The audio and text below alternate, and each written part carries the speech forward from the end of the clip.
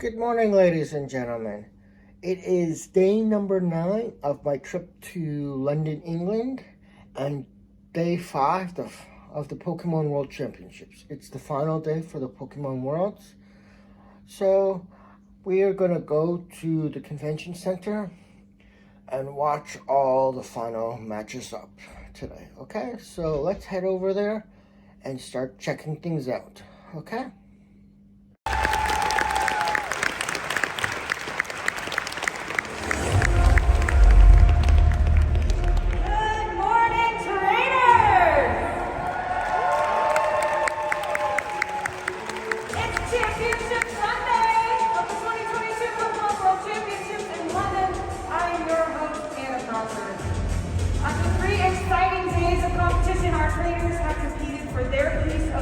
$1 million in prizes. We've crowned our world champions for Pokemon Go, Poké Tournament DX, and Pokemon Unite. And the finals are coming up soon for the Pokemon trading card game, followed by the finals for the Pokemon video game. We also have some exciting announcements for you during the closing ceremony, so be sure to stay tuned for that. You can catch all the action online at Pokemon.com/play. We're going to start the day with our trading card game junior finals. Casters, are you ready? Over to you.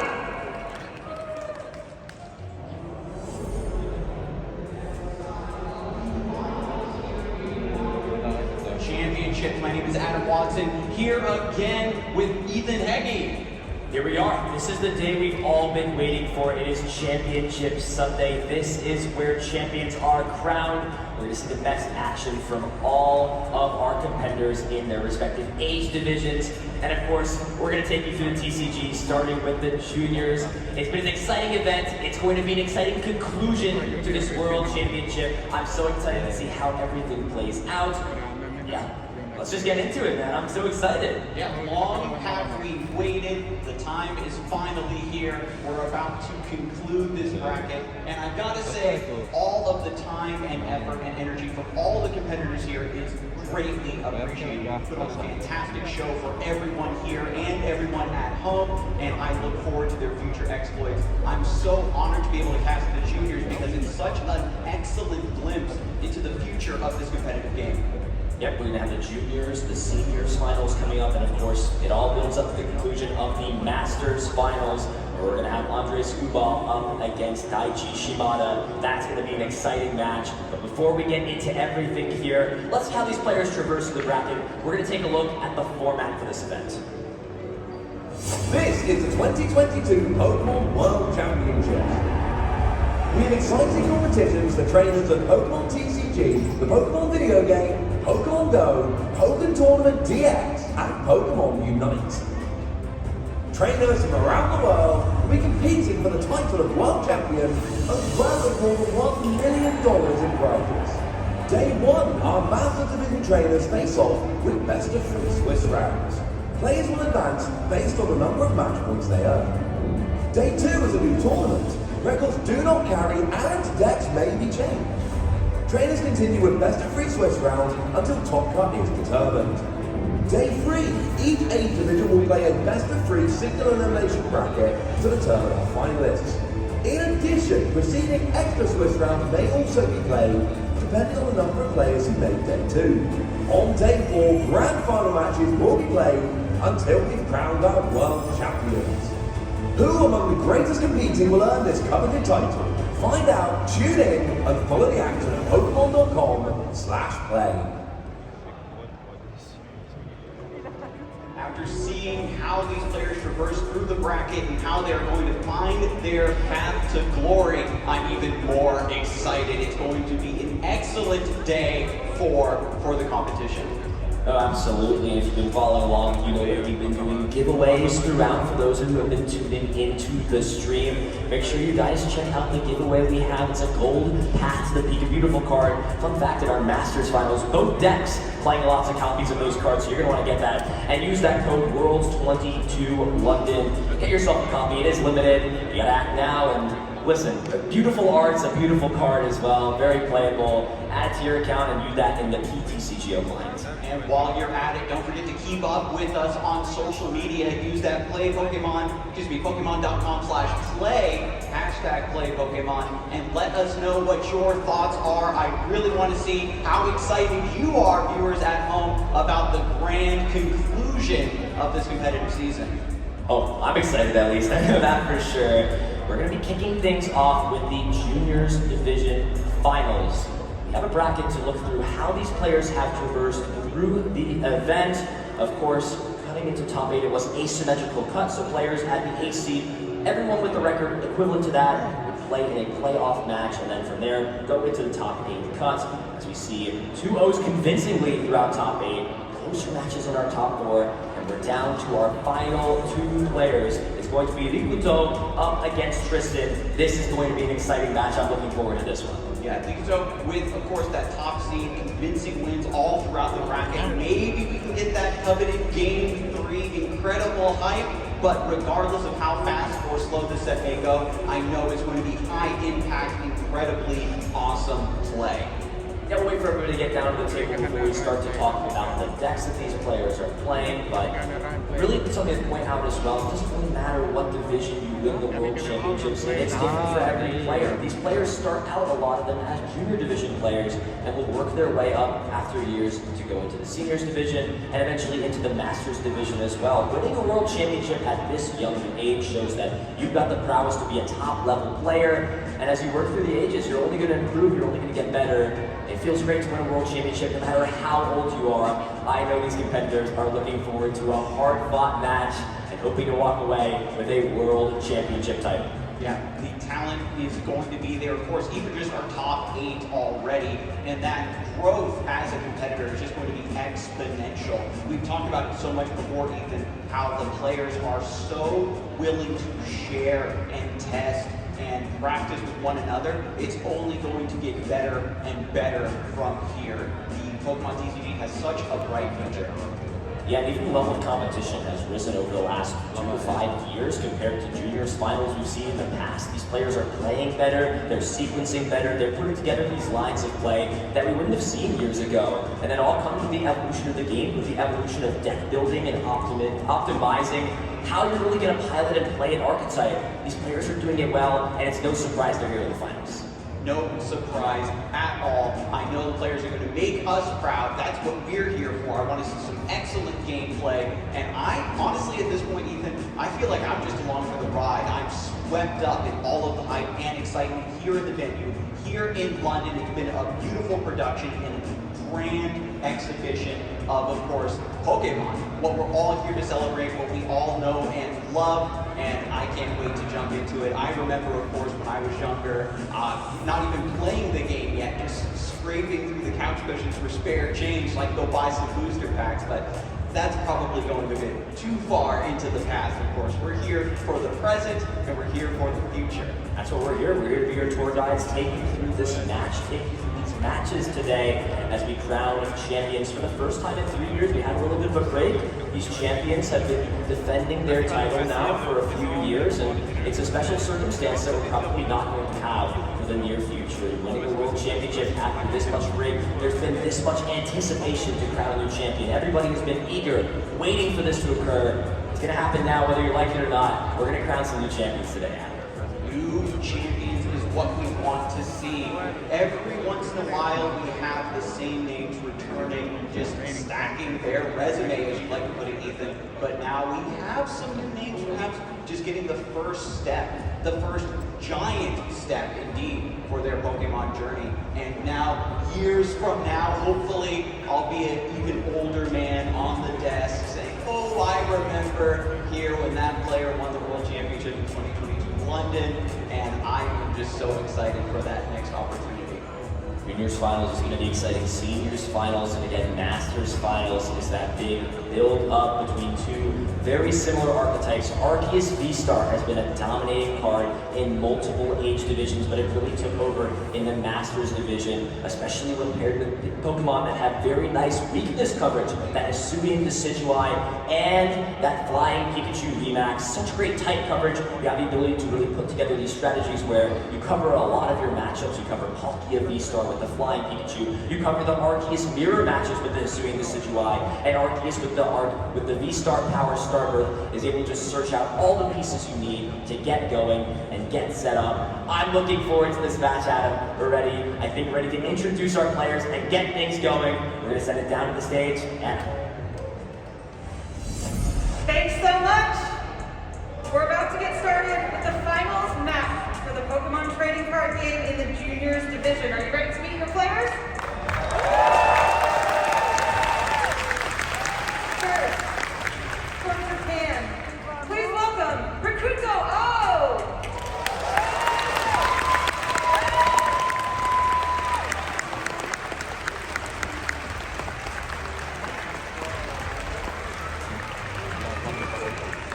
And from Canada, Tristan T!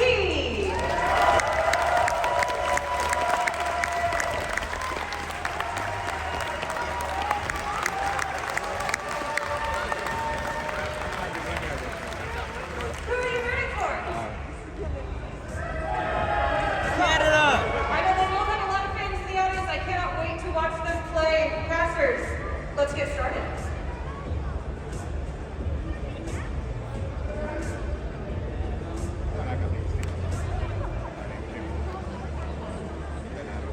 Alright, so now that the players are set down at the table, I know that they are excited. We see the big smiles on their faces, the joy, the pep in their step, and I know this is not going to be the last time we're going to see them walking across a big stage like that, getting seated down, getting prepped for the game, and it is going to be an explosive start indeed. I can't wait to see what Pokemon they start with. That's the most exciting part for me personally, knowing what that starting Pokemon is going to be, what's going to be in the prize card, that electricity right before the game opens up.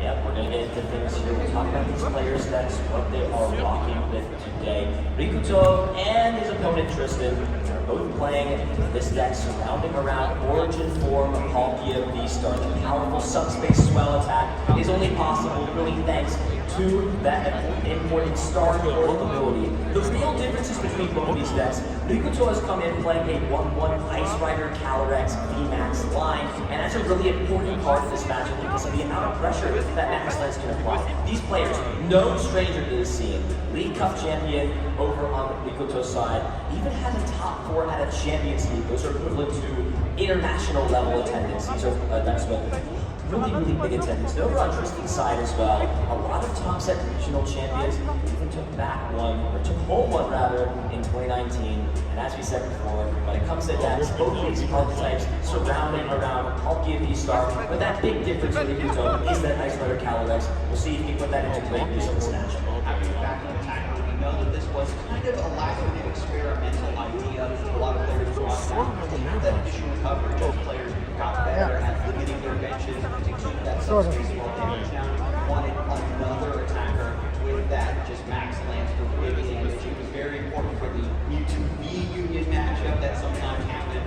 But overall, I'm really looking forward to seeing how these players want to navigate. Sometimes the Ice Rider is a little bit slow, it's a little bit too clunky, and if you just get up and running with just a straight Palkia V-Star, then you are ready to go.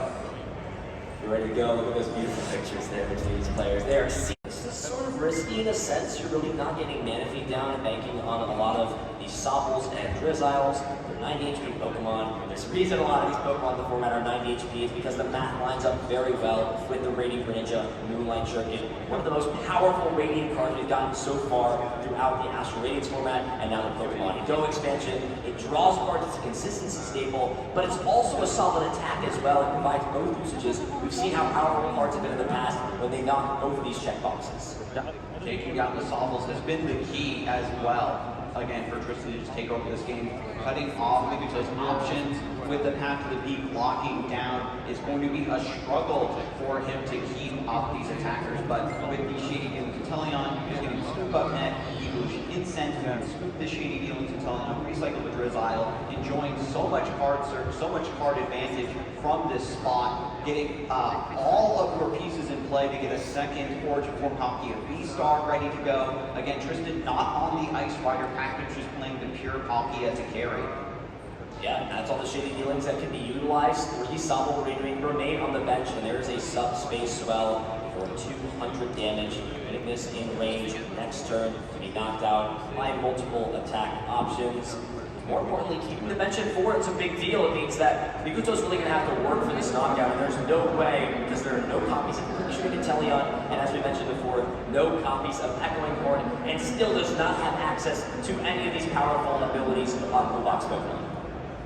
Just going to go for the retreat here. Going to make it a little bit harder to chase down this Palkia, but with Tristan, again, has the 3 Sobbles. You can just Drizzile, find the boss's orders, but just trying to buy some time here. You have to preserve this attacker with the Melody to attack that energy, and then with 1 more attack per turn, we can get at least 1 attack with the Ice Rider Calyrex, but that's a big at the end of the day, most of them are still just worth 2 prizes. Yeah, that's a big find though. Found the shady dealings Inteleon off of the Melody. This can grab the pieces necessary to get the knockout. It's there in the deck. Has the Choice Belt, and there it is. Yes, has the Choice Belt, has the energy already in hand, and the Ice Rider Calyrex VMAX. Max Lance discarding 2 energy with the additional 30 from the Choice Belt tool card will put the exact math needed on the table to knock out this Palkia V-Star if Mikuto chooses to. The 280 damage, such an important number to hit. One of the reasons that this card was included in the list is for the mirror, and now we're finally seeing it employed. Having this big damage was one of the original reasons Calyrex VMAX used to rule the metagame. And there's a big time knockout. 2 prize cards taken onto this Origin Form Palkia V-Star. However, this Ice Rider Calyrex VMAX is fitted in the active, but it's still a big threat. There's no way, as it stands, for Tristan to take the knockout. Only 4 bench Pokemon over on Mikuto's side. So listen, Portal already used, just a fresh, naked Palkia V, no energy on it. yeah, that's big as well, because it means if Tristan won, It is going to be a big turn here to take down potentially the remaining 4 prizes all at once. Tristan has a way to get energy attachment. The benches are so full, the Subspace Swell is hitting like a truck. Just double checking the math here, double checking the HP. Yeah, it looks like just a little bit of a miscommunication at this point. That should have 270 damage on it. Yeah. Make sure that gets resolved at this point. I think the main concern for Tristan again is getting energy down, but oh wow, Tristan has the turn, decides to not knock out this Ice Rider. With the Ice Rider stranded, Tristan's actually not going to attack. He's just going to use the quick shooting to tenderize these Pokemon a little bit and take the prizes all in one go. Staying at 4 to play around the Roxanne. Interesting line. The thought process there is it looks like you're not able to move this Pokemon right now. And if you want to, you're going to get resources, but Tristan should know that Mikuto has shown that Escape Rope is in this deck. So that is a very easy way to pivot out of the active spot. Even thinking about just grabbing the Roxanne to try their luck at finding these pieces. Really has access to the Drizzile Shade Invincibility, and it will be that full art Roxanne going into the hand, evading benching other Pokemon, but no, understands I've got enough prize cards left to play for my opponent to win the game, enough attackers that can be set up. Here we go, Roxanne is in play, but actually with Pounding Sand, that Roxanne should not have been able to be played. Tristan is still at 4 prize cards left, and ooh, wow, that is such an unfortunate scenario. Shoot the hand in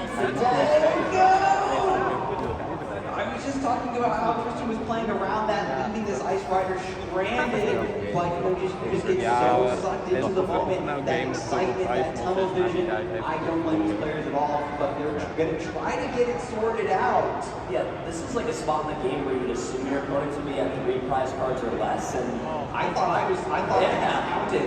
I was next to off somewhere. I didn't think I had to check twice. I felt so comfortable with the Roxanne being played this point. But how this is an unfortunate scenario. This is It could have been calm, but as soon as you see the Roxanne, every Pokemon TCG player ever since this card has added into the format, it just sees the Roxanne, and it's just automatic. Okay, let me drop into the cards. Let me see if I can be a top deck lord to get out of this situation. But the judges are going to figure out the best way to resolve this. Yeah, it's unfortunate. I think the way this usually works out is you can't really determine the cards in the hand, and most of the time, especially on this stage, when this fun tournament, We'll run back the flip and chip and scale, construct the hands, go figure it out. Yeah. We'll still have plenty of time left here, and 30 minutes on the clock. There might be a small extension to account for this. But Likuto just, again, trying to close out. Ironically, this was kind of something I talked about before we jumped into the games, trying to get an advantage and close out this second game to end the set. And Marshall is in a fantastic position. Doesn't even care about the Roxanne because has already set up the cards in play to end the game. And so it wasn't really even minding of shuffling my hand back into the deck and drawing two. yeah, it's a sketchy spot to be in. Where, yeah, even for that entire game that I was confident, I thought that I said already taking enough prize cards to win this to play, but no, just these matches can just feel so quick. They can feel so fast that you just think it's over. I think it's that 2 prize cards maybe. Likuto also got me a little confused there and thought, okay, well, this multi V-Star is not going to lose the game, so I got to put together a play with my other multi V-Star. But things get settled out. In most cases, in my experience, these penalties can escalate to be anywhere from prize penalties to most likely as a game loss. This is a situation where players are confirming the cards in the hand, but these judges are experienced. These are the best judges in the active game. They're going to make the right call and get things sorted in the set. Yeah, world-class players are here. Once here, we've got world-class judges. They're going to make sure that the situation is properly explained to our finalists. And of course, a situation like this won't happen again. But I think that if I had to speculate, if we had to extrapolate, Tristan was very much in a winning position. You know, again, had the Ice Rider, Calyrex just stranded in the active, and was slowly chipping away at Likuto's board with the quick shooting, and was just trying to set up that a similar play that we saw in the first game, where the quick shooting is the knockout. Your opponent has to promote another Pokemon you can just knock out to take the prize. See that Likuto has gotten that used this point that something is about to turn. At least. Yeah. Maar je kent allemaal een situation like this, and you also have the pressure and the nerves of being a straight Asian champion. So these younger players don't get a chance to watch them. A lot of chances will fill on our play Pokemon so national championships here after world championships. Something they're used to, and it looks like it is going to be a game loss on that matter. Looks like we're scooping things up, and I think we're going to go into game 3. Okay, we got a third game. This is what we're looking for. All of you say is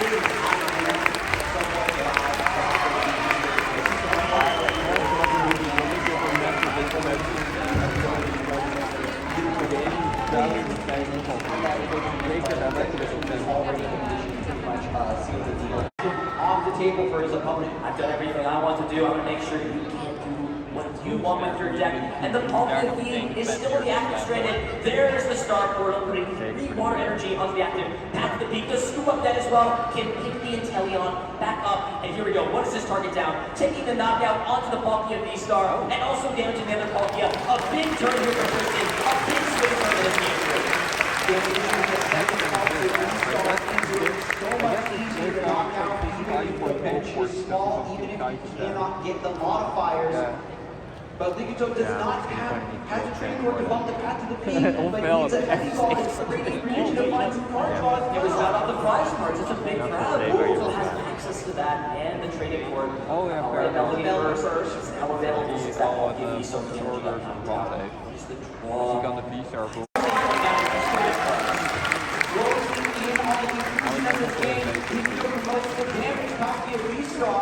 And Tristan just needs to get a little bit more bench, and then the knockout is there. The math has already been done. That early on attack was just enough to fix that math. Trying to go for maybe a pulse solar stall. And now scoops it up! That's it!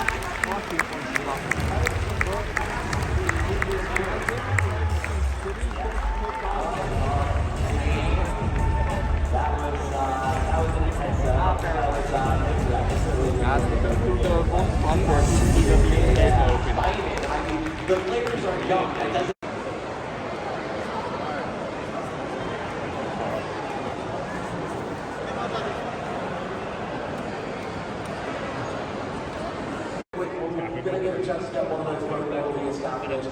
Probably an Arceus, you would imagine, all from top Professor's research though. That would be nice to have turn two. I think it's an indication of a very good hand. Quick ball, for his game of course, see what his bias cards, there are some important technical includes here. And notably, Pumpkin is actually on top of his deck right now, to keep track of, to remove a part of the peak on Daichi coming into play. Because that's one hurdle that Daichi can do as a player too, here, just slow down Andre from having an explosive turn two. But right now, Andre's turn one is fantastic. Access and Arceus B, he's right energy, he's had the attack here. See if he has any other actions to do, but right now, you're looking pretty strong. He even has the switch in hand for the following turn. Oh, looking very strong. One of the great things about this matchup is that even though that Madouf, I think it's fair to say, not the biggest, strongest Pokemon around, really being threatened from a KO for Daichi, and he's going to want to evolve it next turn. So Andre's potentially got that turn to be more potential on that turn to Arceus rolling as well. So not that much on the board, but certainly a very good serve as we go into Daichi's first turn. And we're going to see if they've got anything coming here as well, but at least a quick ball start. Quick ball, pretty solid. Which is just done with an Emery capsule. He has no shortage of cards which aren't helpful in the matchup. Easy follow for his ball set cards throughout the game. He said it. Spine his energy cards. One thing about Daichi's deck is that he has so much going on in there. He has too much energy to help us to provide really important things to check. Access to the leg and you can cards and energy throughout the game with your Arceus. It's so important to keep track of these resources. He's going to take his time here. Look at all of his outs. Right now, it's a pretty strong hand. Could get him some water via the Lumineon. He's currently lacking one. Get him some water to start powering up on the board. But straight away, we are seeing a big tech card in this matchup that is going to be used by both players. This could be a decision why B hitting the board early for Daichi is an indication that he's going to look to try and get Trinity Charge this turn. Yeah, with a double turbo energy, Trinity Charge can be used on turn one, on second, and that would be excellent. Really friendly in that situation you start on turn two. Daichi is just flicking that button. Half of the peak debate. Might run it into play. Of course, one thing we saw yesterday was both players bumping it off with the Pumpkin, but looking to do it like just for one turn and then re-establish it. Do you see it coming down? How many MCAs behind for Daichi? This is a really dicey situation because if either player does draw very well off of this, I have to think they both play that from out there. Doesn't actually have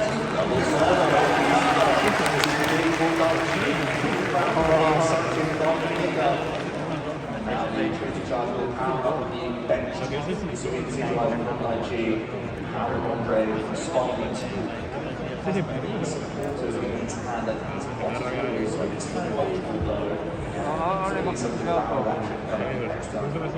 Yeah, we know back to the peak, it's easy, you go for the Arceus start, you've got Starburst, jobs are good, and unfortunately, with back to the peak, that means no Starburst, so you actually have to go for Evil out first to try and build your hand up and try and get the Arceus in a roundabout way, and then you need the switch, and then you need the double turbo energy, so Daichi here is actually got on in a very awkward situation, but it is potentially groundable because of that the ground line is being played. Yeah, the alternative, because Andre also has a throwback in hand, could just be optimal to find a Pumpkin immediately, then a dark asset with his throwback, Pumpkin in balance, so pretty strong hand, Andre has survived this line. It does actually have a double turbo energy in hand, which is very, very nice. Not these double possible orders, that is something that we actually have two double turbo energy in hand.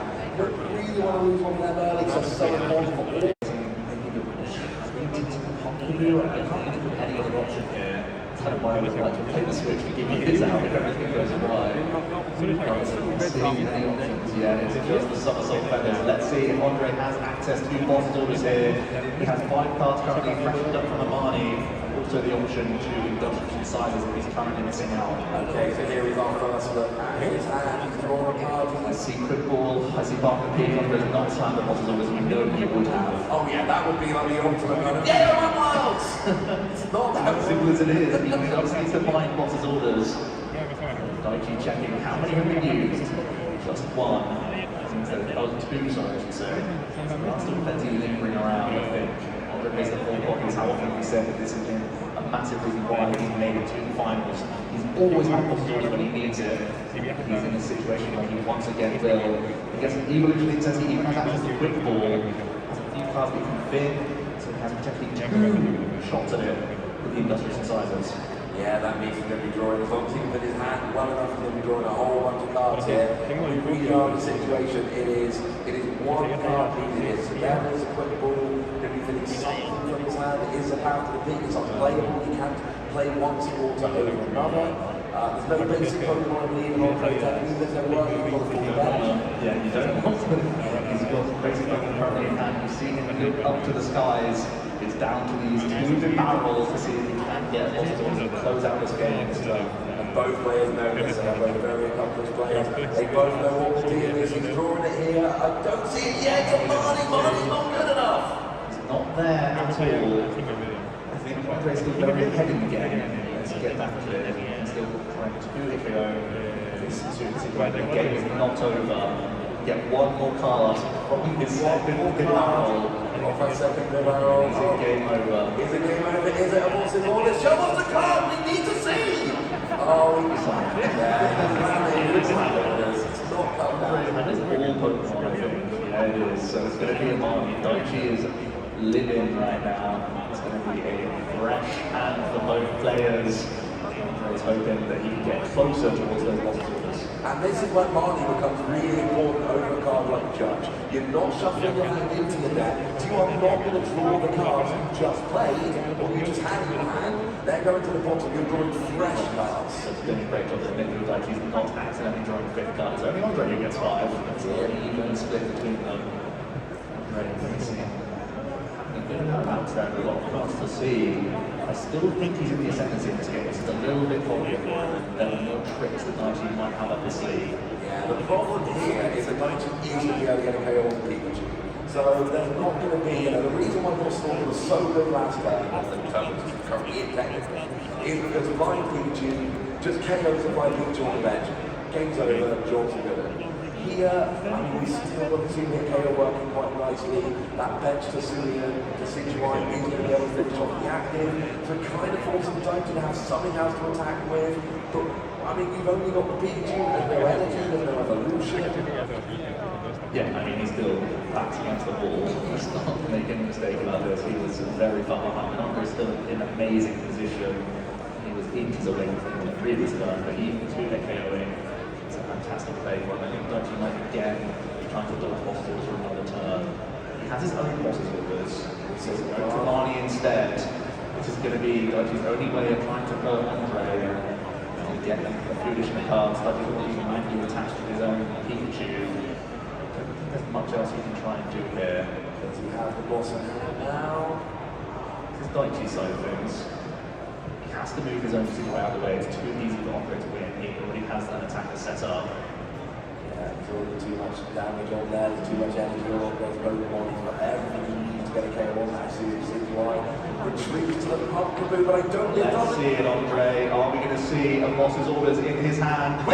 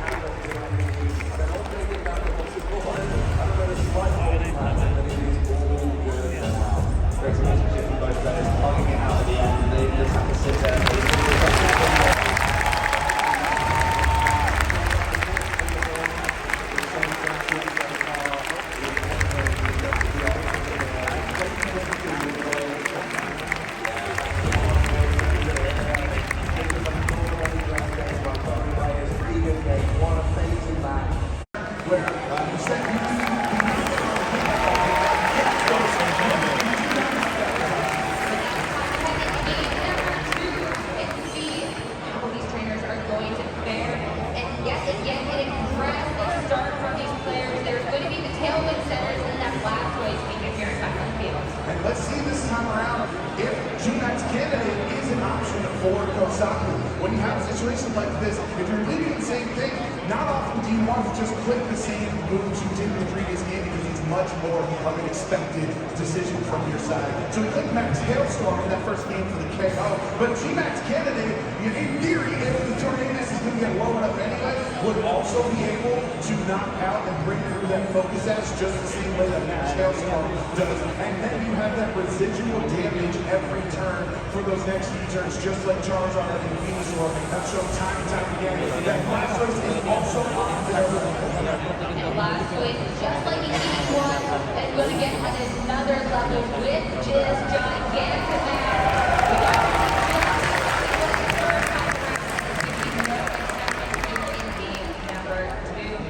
now, considering the Pokemon on the field, we can only assume what's going to be happening, but instead, here's already a big adjustment. A Protect. The Tailwind will come over from Kosaku. This is what we talked about, though, with staggering these Tailwind turns.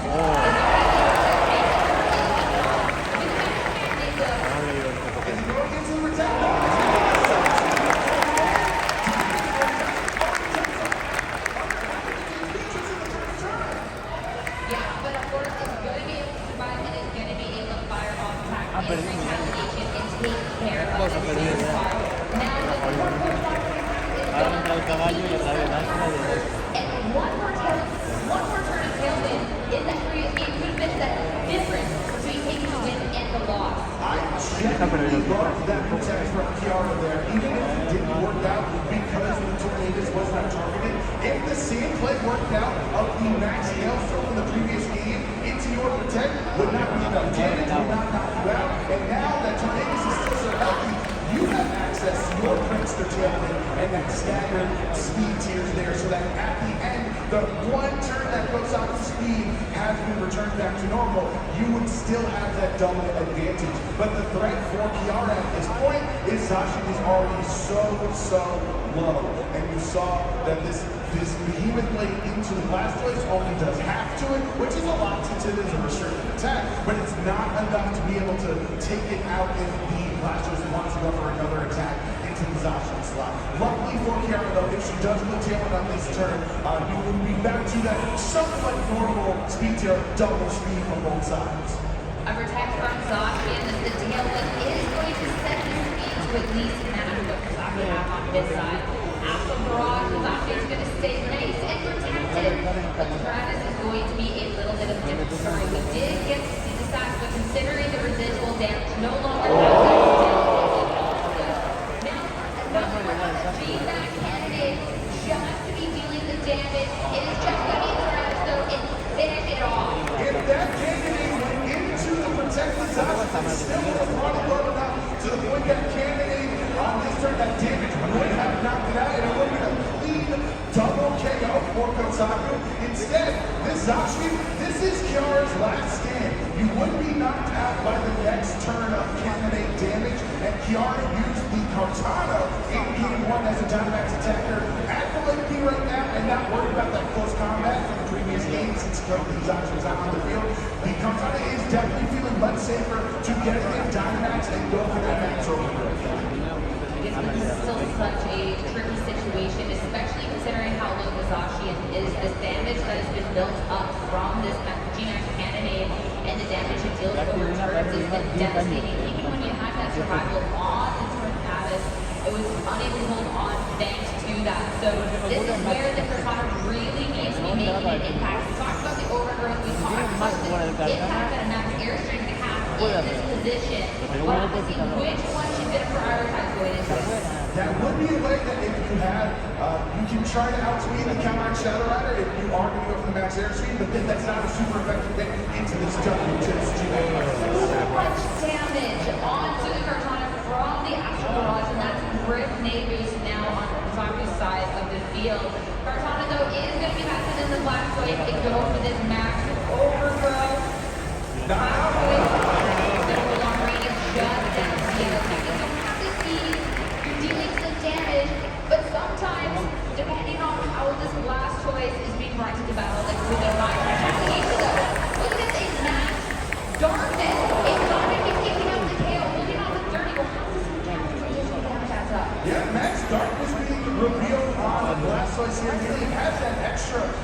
coverage, and the candidate damage is not enough. Thanks to the timebacks that are hanging on at 7 HP.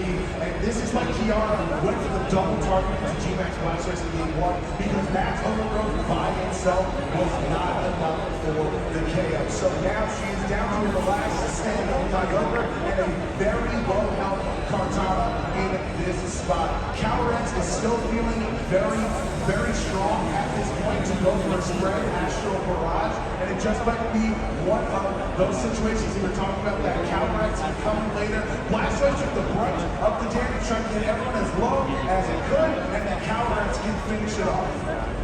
And this is such a tricky situation too. I mean, like Kartana still has a turn of max left, but not having the same speed possibility, maybe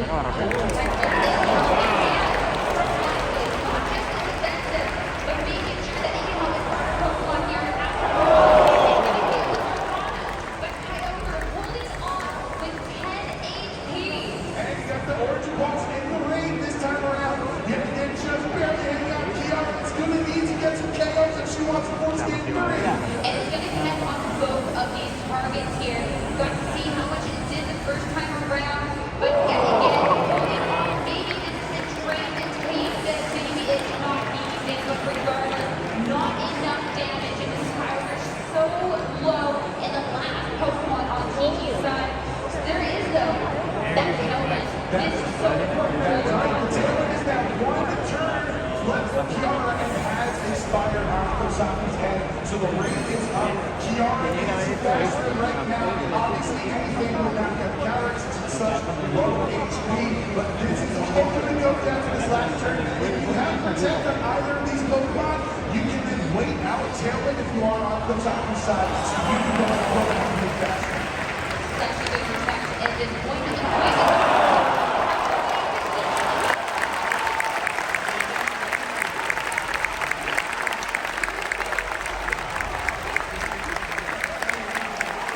A little bit of an adjustment here, as Nicholas is going to start off right away here with the Thundurus on the field, both Zacians and of course Yasuharu with the Venusaur. That's an adaptation based off what we saw in game number 1, that Venusaur. Zacian definitely looking a little bit scary. That's actually a piece of switch out for the ground on, and all of a sudden we've got this Venusaur at top speed all over the field. So knowing about that, yes, the charm is pretty useful, but it's still doing a good amount of damage. Maybe saving that wins enough for later and realizing that there's other ways to control speed. It looks to be the very similar to Thundurus, and making sure that we're sort of practiced already, so we know that under the fire, under the fire, it's just not an offensive threat in a lot of cases. Some trainers think that it's not quite there. We now need a fire boost, so once that practice is confirmed, we have to be a little bit more concerned about what item and what moves it actually has, because there's a lot of good practice moves available now. Yeah, I mean, you can see as well that Yasuharu is continuing with this trend that he was looking at for that first game, rotating in that Incineroar. But what's this? Thundurus is going to go for a scary face here to make sure that Nicholas Zacian has that speed advantage, so that the even play from Nicholas will be used first, but at neutral because of that Intimidate drop. It's actually a 2-hit knockout, making sure you win the speed tag every single time is very, very helpful. Zacian's play with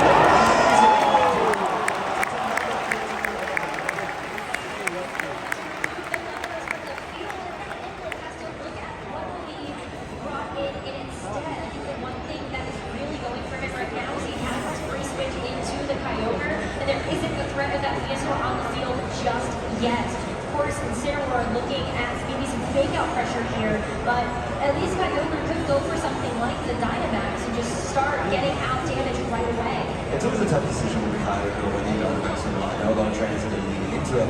The one thing it takes away is what Kyogre best properties of landing, which is the spread of attacks. Origin Pulse, Water Spout will be doing both.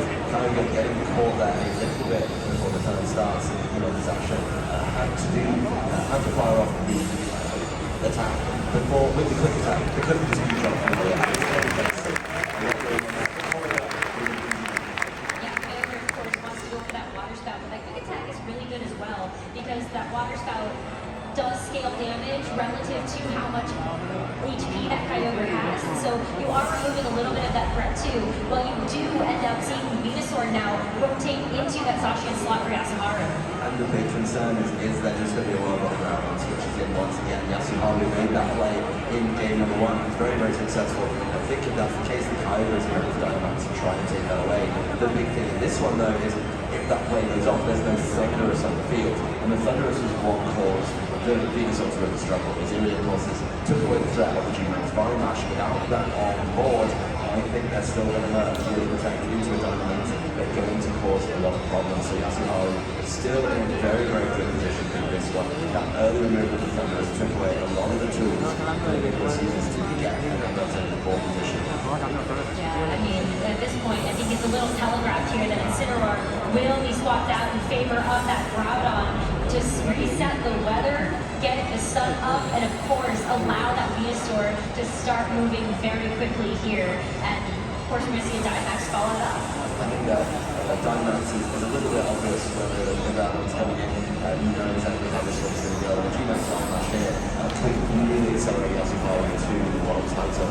It's going to do a lot of damage to the Kyogre, no matter how it hits without the drop to special attack. Yeah, and whether or not we see kind of a follow-up that on Nicholas' side remains to be seen, as I think you don't have an option in this case. You really do have to go for it.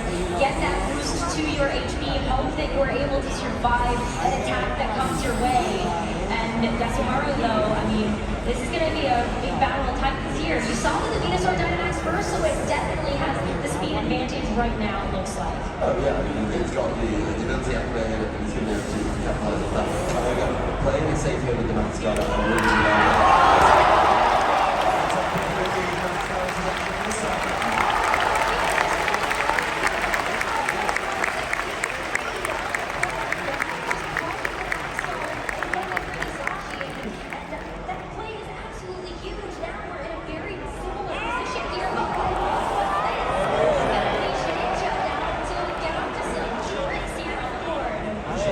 so much more to do. I think with the Shadow Engineer is that it's not quite able to knock out the game. It just seems that square coming through from the Venusaur.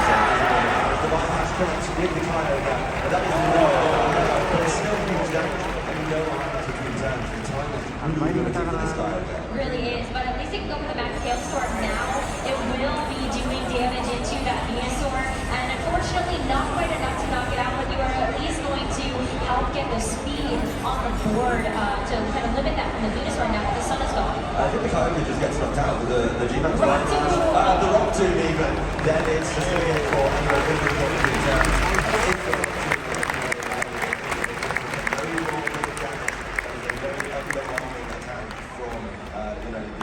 The Kyogre, and yeah, the Poltergeist is going to get the knockout here on Venusaur, but looking at the remaining two Yasuharu, there is no lock here in the Challenger.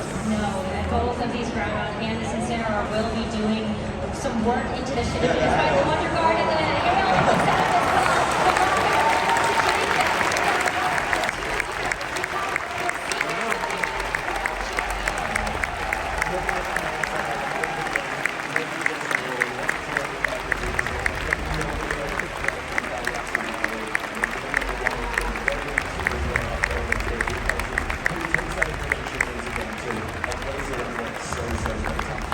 Realizes what a problem that Thundurus can be, goes after it really aggressively, really early with that big play rough instead of just... There's an option there. Get the sun.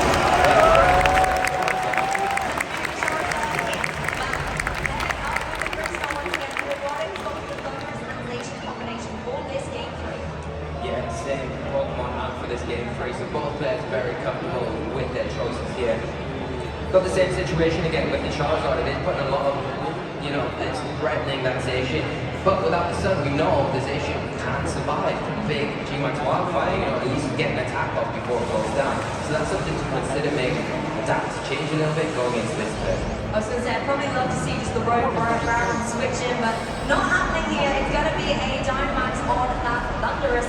Going to be playing out very similarly to the way Game 2 is in. Both of these trainers decided to Dynamax very, very on in Game 2 and apply that offensive pressure straight away. We see the Dynamax rewarded with not the ammo in this turn, instead opting to go for a protect and play a little bit defensively. Coming back onto the battlefield, Grimmsnarl's going to set up a reflector. I really like this adjustment. The Scary Rose wasn't too beneficial in the end. Being able to get the defensive measures up are going to protect you from both of these physical attackers on the Eduardo side. Behemoth Blade comes out from the opposing Zacian, however, it will connect onto that Grimmsnarl.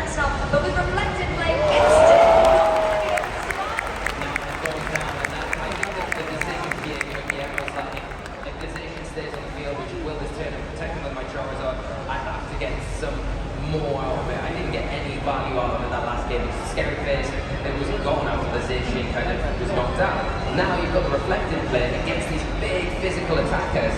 It's really way more impactful, especially protecting your Charizard. They were so obviously taking the max head stream there that turn, but not taking as much damage as Guillermo would have been taking that previous game without the reflect.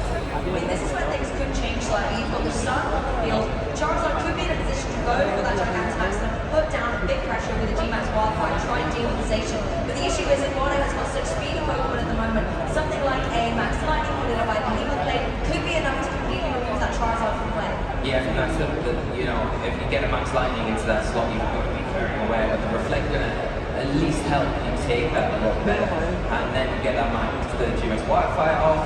You're a bit later on in the game as well when you decide to go for the Gigantamax if it is a Charizard at all. You know, you've got an extra turn of that Gigantamax because you had protected the last turn, whereas, you know, Eduardo's got this turn with his Dynamax Thundurus and then one more turn, and then that's the end of it. So you need to really make sure that he's getting the most out of these turns while it's still intact. And you're interested to see, Guillermo is indeed going for that this turn. I mean, you're right, picking the time to click that Dynamax button can be so critical, and even though Eduardo's already gone for it, Guillermo held back a turn, and Gigantamax Charizard is now going to be on the battlefield applying pressure, doubling up its HP stat to give it the extra bulk it may need in order to survive a double up. If you're Guillermo, you want to get the G-Max Wildfire out on the field. Zacian is going to move first, going for that Behemoth Blade. Now, even though it's not necessarily super effective against the Charizard, it's still in its Dynamax form. It's going to do a good chunk of damage and possibly put it in a vulnerable position to take a super effective attack like the Max Lightning. Thundurus goes for it. Charizard takes it in.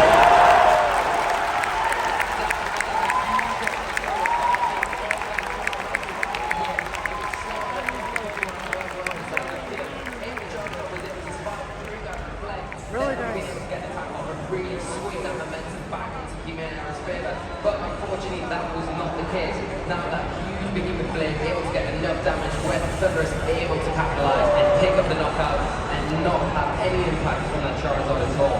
I mean, the crowd is going wild here with 2 turns in, 2 KOs down for Guillermo, and Eduardo in such a strong, commanding position to try and take the title. Yeah, and now it gets a little bit worse as well with that Thundurus Defiant ability activating it and an attack boost from the Intimidate on that Incineroar. And the difference is this time around, Eduardo has still got that Zacian on the field and a very healthy Thundurus now. Boosted attack, it's going to be doing a lot of damage into that Incineroar. Well, Zacian, I think, wants to go for protecting or fake out the opposing side. You don't want to be accident. There's no fake out actually. It's just going to be a max airstream into the Incineroar, not enough to get the KO. But again, Eduardo just dealing so much damage against Guillermo that there isn't really the respite to have any option for recovery. Speed is obviously going to boost up on Eduardo's side as Barrel goes for the drop suit, trying to counter that speed boost, but just dealing such insignificant damage. Thundurus is just in such a healthy position with another Defiant boost that it is so strongly positioned to get a KO on this next turn.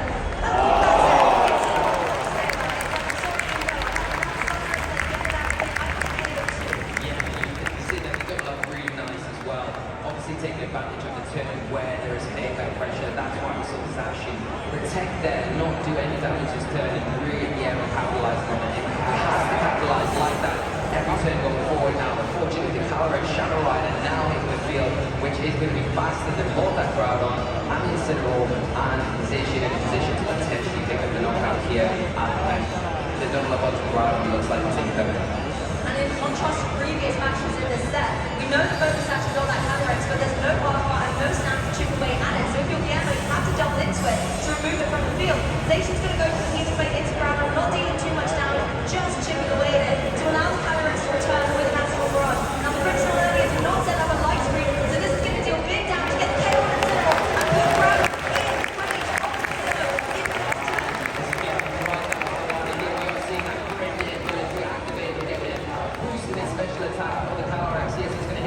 of that next turn. Precipice Blade does connect, but not enough to take down the Calyrex here for Eduardo. I mean, you get rid of Zacian and you bring Eduardo down to the last 2 remaining Pokemon, but we've already seen the way the speeds are playing out. Rillaboom's going to join the field to set that grassy terrain, and I think Rillaboom's going to keep Pokemon the game for this year. But in this game 3, it's really been coming down to the way that Thundurus is able to give it around and have this Calyrex in a position where it's going to be able to get a KO. Yeah, and I think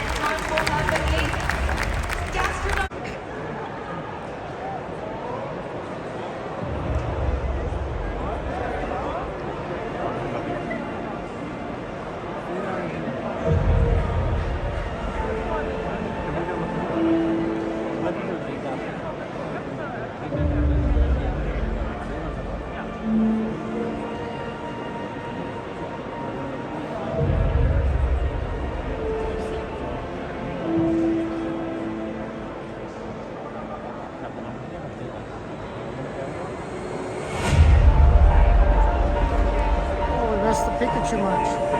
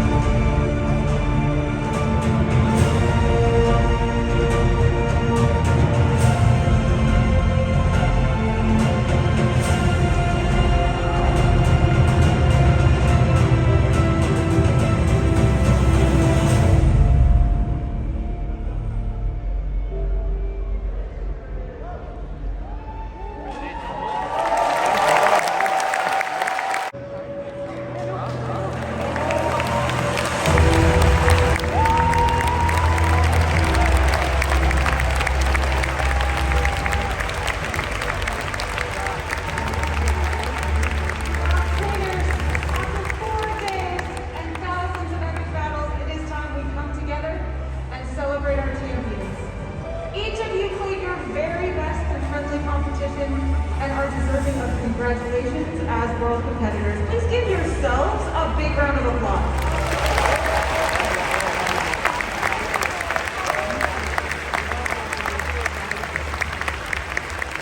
This year we received some of the highest levels of competition ever at the Pokemon World Championships. And I hope that you've made many new friendships and memories. To honor our champions and finalists of the Pokemon TCG and Pokemon EGC, once again, please welcome Mr. Ishihara to the stage.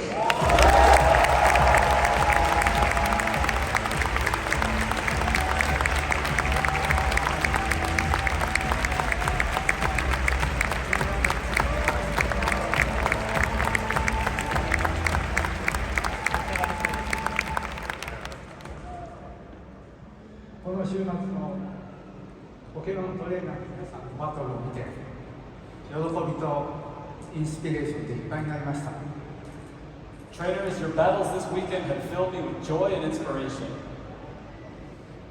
皆さんが情熱を持ってプレイしてくれるおかげで私たちはポケモンのゲームをこうして作り続けることができています。 It's thanks to all you passionate players that we're able to continue creating Pokemon games. この秋からポケモンの世界の新しい地方での冒険が始まります。これからそのカードとゲームの最新の情報をお届けしたいと思います。 This fall, a new journey in a new region in the world of Pokemon is about to begin. And today, I would like to share some news about our upcoming games and their future.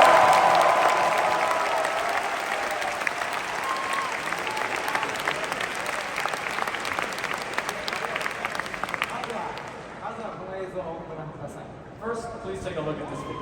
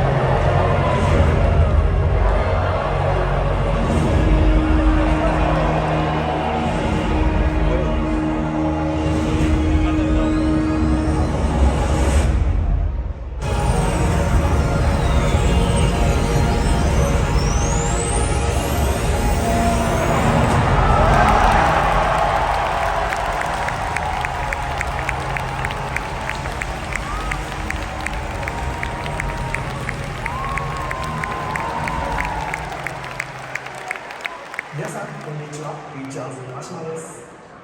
ご覧いただいた映像は2023年から始まるポケモンカードゲームスカーレット&バイオレットシリーズの世界初公開映像です。ポケモンワールドチャンピオンシップスにご参加の皆様と放送を見てくださっている世界中の方々に向けてご覧いただいた映像についてより詳しくお話ししたいと思います。映像内で登場した EX は今回のシリーズを象徴するロゴとなっており、生命感を感じるスマートな強さを表現したデザインとなっています。ポケモン EX は種、1進化、2進化それぞれの進化段階で登場し、高い HP に加えて強力な技や特性を持っているカードで倒すことができればサイドを2枚取ることができます。そんなポケモン EX の中でも特に2進化のポケモン EX は取られるサイドは2枚ですが、ポケモン VMAX に並ぶ高い HP と少ないエネルギーで強力な技を繰り出せるポケモンが多く、一気に戦況を覆す力を持っています。このように強力な2進化のポケモン EX をはじめさまざまなポケモンたちが活躍する幅広い環境になっていきます。さらにスカーレット&バイオレットシリーズでは逆転も大事なテーマになっていて、逆転のきっかけとなりうる能力を持ったポケモン、トレーナーズ、エネルギーなどが登場予定となります。今後シリーズを通してまだ見ぬポケモンやおなじみのポケモンたちもポケモン EX として登場していきますので、続報をお待ちください。ここまでお話をさせていただきましたポケモンカードゲームのスカーレット&バイオレットシリーズは、ポケモンカードゲームのニュースタンダードとしてこれまで以上の拡張性を持たせ、さまざまな形でゲームに刺激を与えていきます。ぜひこれからのポケモンカードゲームの進化をお楽しみに。ご清聴ありがとうございました。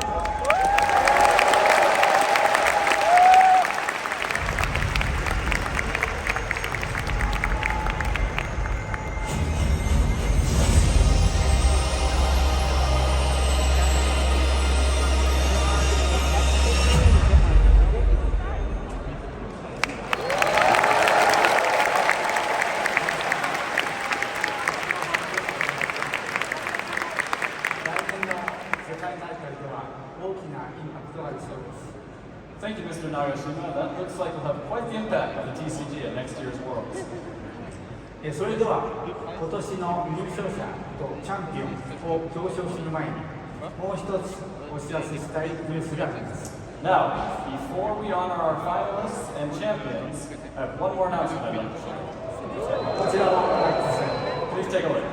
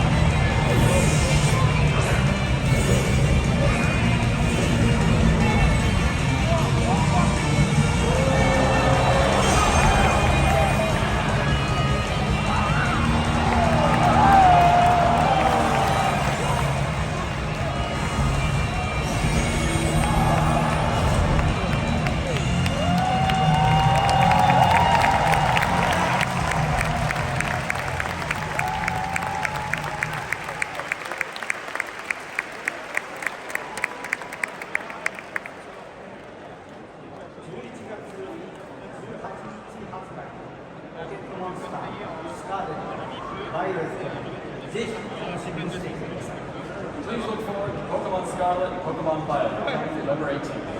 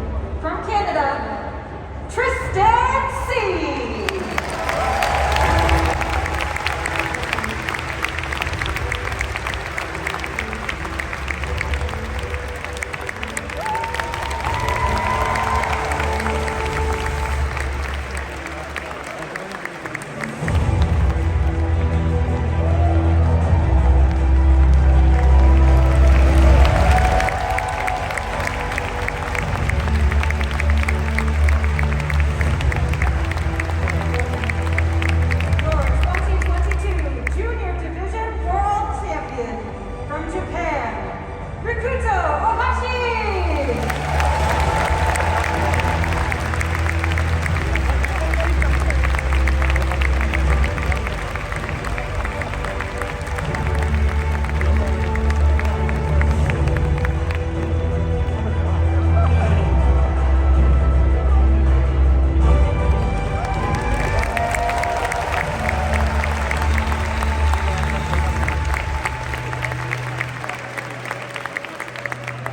The senior division finalist from the United States, Sebastian Lesmet.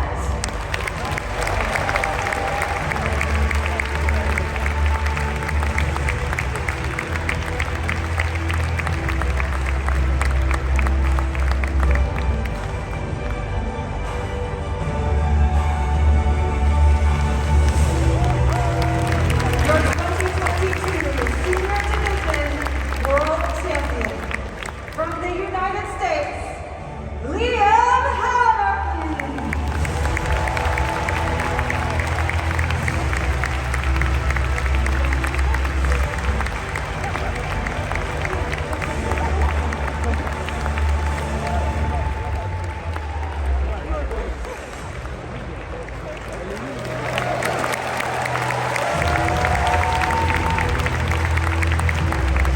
The Masters Division finalist from Japan, Daichi Shimada.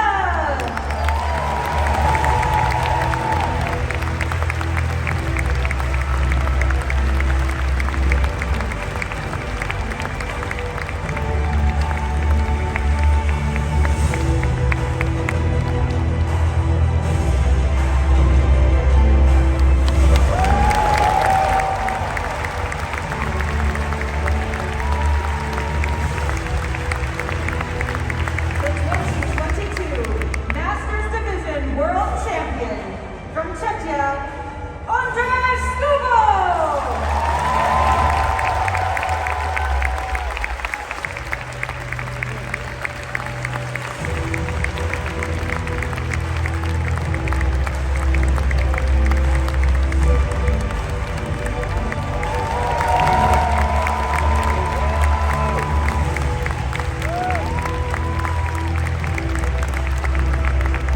Congratulations to all our 2022 Pokemon TCG World Championship finalists. And now, let's meet your 2022 Pokemon video game finalists. First, the Junior Division finalist from Australia, Kieran Wen.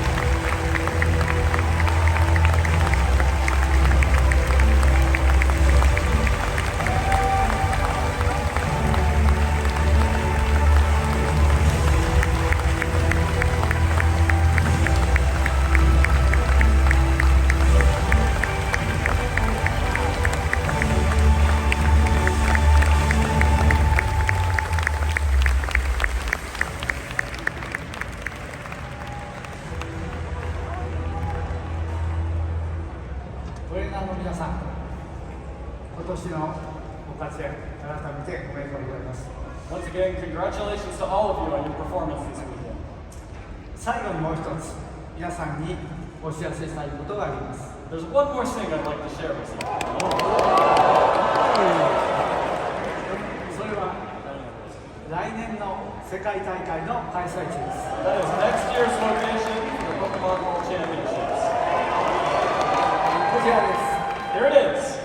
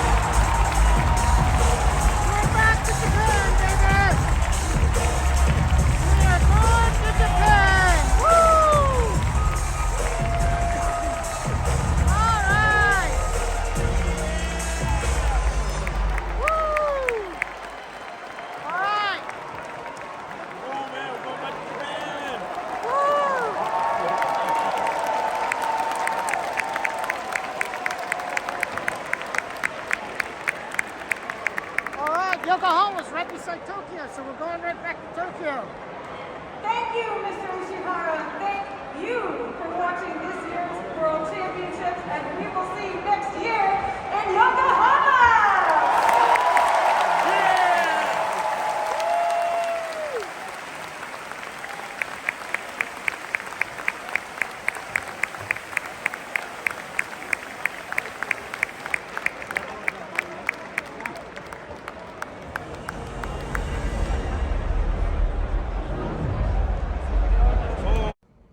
So I was in the Pokemon Center today, the last day on Sunday here, and I ended up finding this nice leather satchel, and I ended up getting these dice. Yesterday, on Saturday, I ended up getting these ones, so I think, so I ended up with two sets of dice. I don't know if you guys can tell, but they wrapped the cable car boxes and Pokemon themed stuff.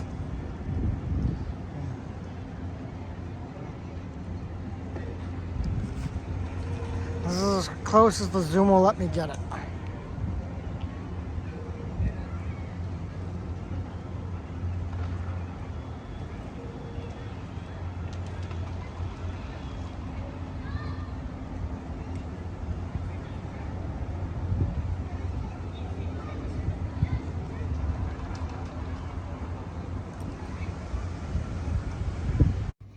So I just got back to my hotel room here from day number 9 of my trip to London, England, and day number 5 of the Pokemon World Championships here in London, England in the year 2022.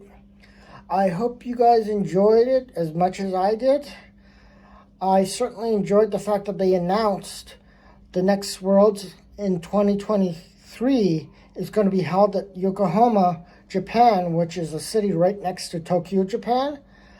I am looking forward to it, and I'm going to be planning my trip for then, for the next Pokemon Worlds. So I hope you guys can join me then. So don't forget to like this video, subscribe to my channel, and hit that notification button to get notified of future videos. I am the Great Canadian Explorer, your host, Ryan, and I will see you guys in the future videos. Until next time, have a great day.